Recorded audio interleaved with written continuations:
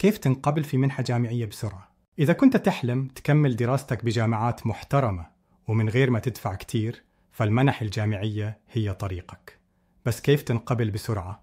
خليني أشرح لك الخطوات بشكل سهل. 1. دور من بدري. ما تستنيش آخر لحظة.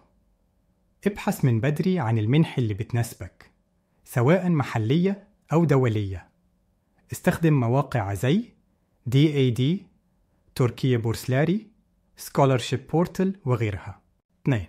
جهز أوراقك من بدري.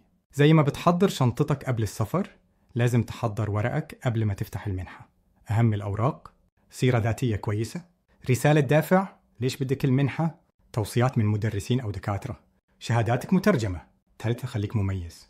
في رسالة الدافع احكي عنك بصراحة وبأسلوبك، ليش تستاهل المنحة، شو طموحك، ابعد عن الكلام الجاهز وكون صادق.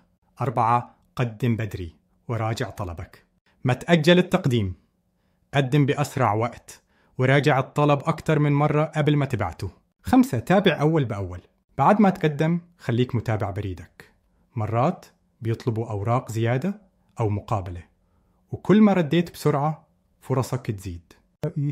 نصيحة أخيرة: خليك جدي واشتغل على حالك وادخل عالم المنح كأنك داخل منافسة، لأن فعلا هي منافسة وأنت قدها.